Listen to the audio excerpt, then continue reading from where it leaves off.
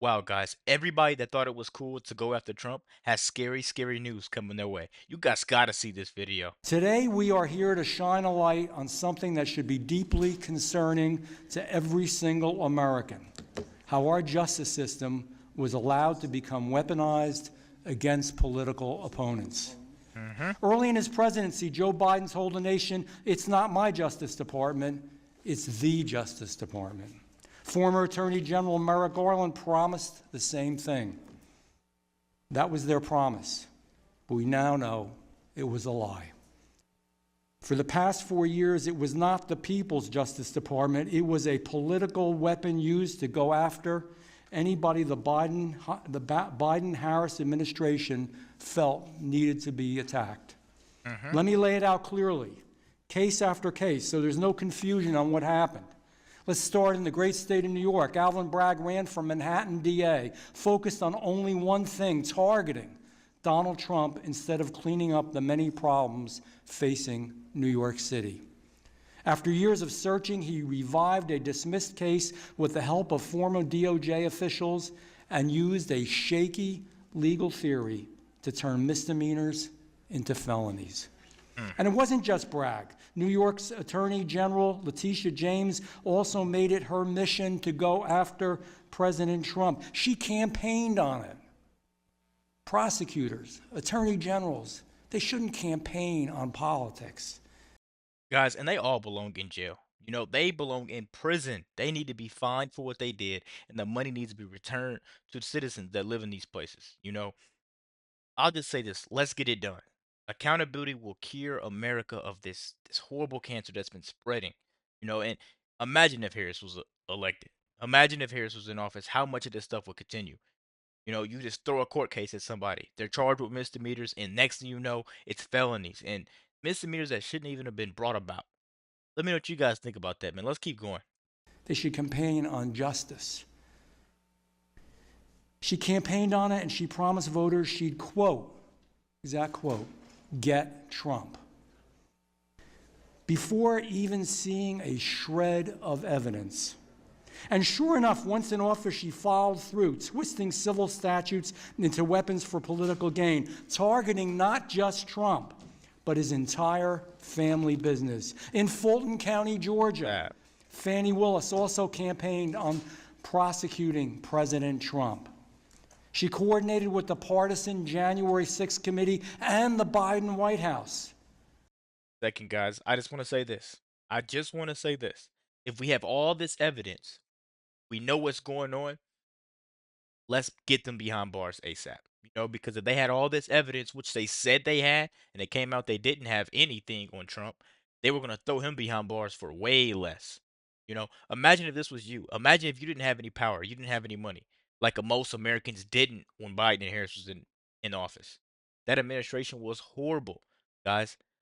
I- I'm telling you, they were just meant to divide America and pocket as much money as they can. Do you guys know $20 billion went out to these politicians' pockets before Biden left office in just a span of like 2 to 3 weeks? It's horrible, man. And this is a conversation that needs to happen, and this needs to happen now. I can't wait till Pam Bondi just lights fire to them. Let's keep going. From Georgia, and hired her romantic partner as the lead prosecutor. What's his Couldn't name? make this stuff up. I Nathan guess Wade. office romances can sometimes take you places. For Fani Willis and Nathan Wade, it was tropical destinations. It was luxury hotels, all on the taxpayer's dime.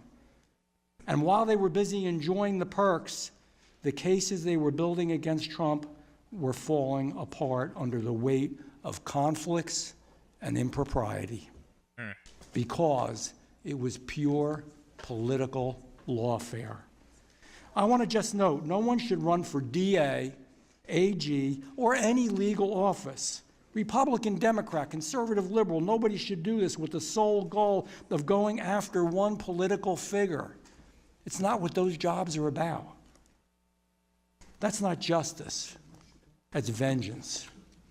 Our legal system isn't supposed to be about personal grudges or political payback. It's about fairness. It's about impartiality. It's about the rule of law. That's supposed to be the standard in America. Unfortunately, Under President Biden, that standard wasn't just abandoned at the state level, it was shattered. It was shattered at the federal level as well. Jack Smith was unconstitutionally appointed as special counsel. His lead counsel pressured a defense attorney with a judgeship offer to flip a client. So if the client flipped, he'd get a judgeship. Smith admitted to altering evidence in the Mar-a-Lago case, evidence tampering at the highest and most important level, pure political lawfare. Guys, think about this. If you know poker, they had a full flush. Obama, Adam Schiff, Nancy Pelosi, Biden. The list can go on and on. Letitia James, Fonnie Willis, Alvin Bragg. They had a full flush. And Trump still won the game. So if that wasn't God, I don't know what is. Because America, we needed a savior, and that's what we got. God made sure those bullets missed him. God made sure he was in office. God made sure we could live another year. I'll say that because I think it'll be all types of nuclear warheads coming our way if Kamala Harris got in office. I'm just gonna say it. That's what I think. I'm just gonna say it. I'm sorry. It's Black History Month, but hey, they need to abolish that too. Let's keep going, man, because this is getting me angry. FBI conducted an unprecedented raid on Mar-a-Lago, the home of a former president. They ignored standard protocol. They didn't wait for President Trump's lawyers to respond. They Exactly. didn't use a local field office, and they bypassed all typical legal channels. Pure political lawfare. The FBI also targeted religious institutions. You couldn't make this up again. And parents. They labeled traditionalist Catholics as domestic terrorists, traditional Roman Catholics as domestic terrorists, and considered spying on their churches, on their priests, on their parishioners. Think about that. I really want everybody to think about it. Forget the politics for a minute. The FBI was planning to spy on grandmothers clutching their rosary beads in prayer, treating them as if they were a national security threat. Guys, think about this. Cash Patel's in there now. Cash Patel has all these documents, has all this proof of what's been going on. Do you think Cash Patel is going to fix this? Do you think this is something that he could do? With the power and everything has to go through Trump now. Let me know what you guys think about that. I honestly do want to know because I believe Cash Patel's a good man. I believe he's going to do a lot of investigation, and I've been saying this in a lot of my videos. I think a lot of people are about to lose their jobs. You know, If they can do this to Catholic churches, and this is the important part, what's stopping them from doing it in any place of worship? To Protestant churches, to Jewish synagogues, to Muslim mosques, or to Hindu temples. It was Catholic churches one day. It could be any of those another day. It could be you. If you think that sounds far-fetched, I want you to just take a look, if you get a chance, to what they did in my home state.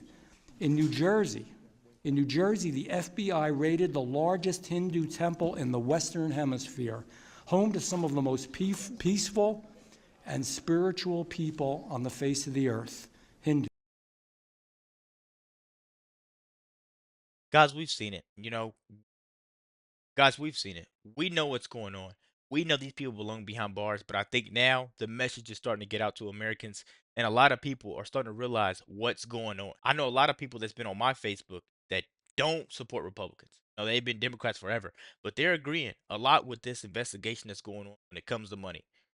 This stuff has been going on for decades, and this is the party of common sense. Republicans are the party of common sense. We've been trying to say it. A lot of people have not been trying to see it or hear it, you know?